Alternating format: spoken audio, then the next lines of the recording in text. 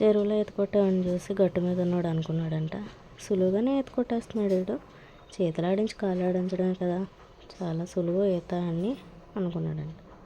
ప్రస్తుతానికి నా సిచ్యువేషన్ కూడా అలాగే ఉంది. ఎందుకనేది లాస్ట్లో చెప్తాను. వీడియో మొత్తం చూసి నచ్చితే లైక్ చేయండి, షేర్ చేయండి, కామెంట్ కూడా చేయండి. ఇంక వీడియో విషయానికి వస్తే, ఈ వీడియో నేను లక్షవారం తీశాను. శ్రావణ శుక్రవారం రోజు పూజకు కావాల్సిన సామాన్లు కొనుక్కోవాలని మార్కెట్కి అయితే వెళ్ళాను. మార్కెట్ మొత్తం చాలా రష్గా ఉంది. మొత్తం ఇంట్లో లేడీస్ అందరూ మార్కెట్లోనే ఉన్నట్టున్నారు. పూజకి ఏమేమి కావాలో అవన్నీ కొనుక్కోవడానికి అయితే వచ్చాను. ఫస్ట్ ఫ్రూట్స్ అయితే తీసుకున్నాను. చాలా కాస్ట్ ఉన్నాయి కానీ అవసరం కదా, ఫ్రూట్స్ అయితే తీసుకున్నా. ఇంకా పూజకు కావాల్సినవి పసుపు, కుంకుమ, ఒత్తులు ఇంకా ఉంటాయి కదా, ఇవన్నీ ఏమేమి కావాలో లిస్ట్ అయితే రాసుకున్నాను. దాని ప్రకారం అన్నీ తీసుకున్నాను. లిస్ట్ అనేది కంపల్సరీగా రాసుకోవాలి. ఎందుకంటే మనం ఒకటి అనుకుంటాం, అక్కడికి వెళ్ళిన తర్వాత వేరే ఏవోవో గుర్తొస్తాయి. అనుకున్నవి కూడా కొన్ని మర్చిపోయి వచ్చేస్తాం. అందుకని నేనైతే లిస్ట్ రాసి పట్టుకుని వెళ్ళాను. ఇక్కడ కొబ్బరికాయ అయితే ఒక్కటి 70 రూపాయలు చెప్పింది. 50కి ఇమ్మంటే ఇవ్వదంట. సర్లే అయితే వచ్చేసాము. ఆ తర్వాత బ్యాంగిల్ షాప్కి వెళ్ళాను. Red, green, gold colour bangles అయితే తీసుకున్నా.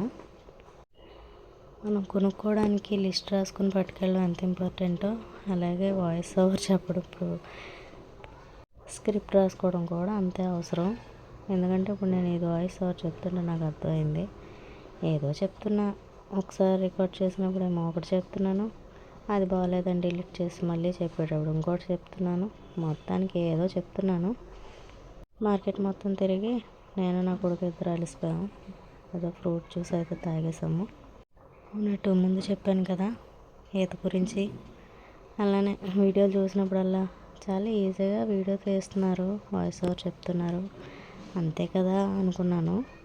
కానీ ఇప్పుడు చెప్తుంటే నాకు వాయిస్ ఓవర్ చాలా కష్టం అనిపిస్తుంది.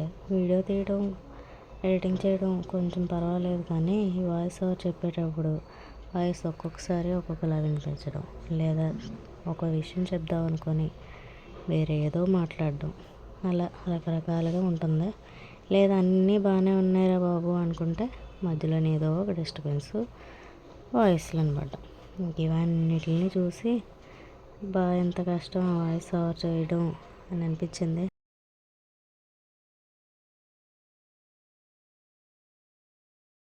సరే, ఇంతకీ ఫ్లవర్ అయితే ఎవరికి తెలిసిన వాళ్ళు అయితే కామెంట్ చేయండి, చెప్పండి దాని పేరేంటనేది. ఇంకా ముందు రోజు అయితే మార్కెట్కి వెళ్ళి పూజ సామాన్లు అన్నీ తెచ్చుకున్నాను. అండ్ నెక్స్ట్ డే శ్రావణ శుక్రవారం, ఆ రోజు పూజ అయితే నేను ఇలా చేసుకున్నాను. నా పూజ అయితే ఇలా సింపుల్గా, ఎటువంటి హడావిడి లేకుండా ప్రశాంతంగా అయితే అయిపోయింది. కలసం పెట్టుకొని, ఫోటో పెట్టుకొని, 9 రకాల పళ్ళు, పూలు పెట్టుకొని ప్రసాదాలతో ప్రశాంతంగా చేసుకున్నాను. సింపుల్గా నా పూజకి నాకు చాలా హ్యాపీ అనిపించింది.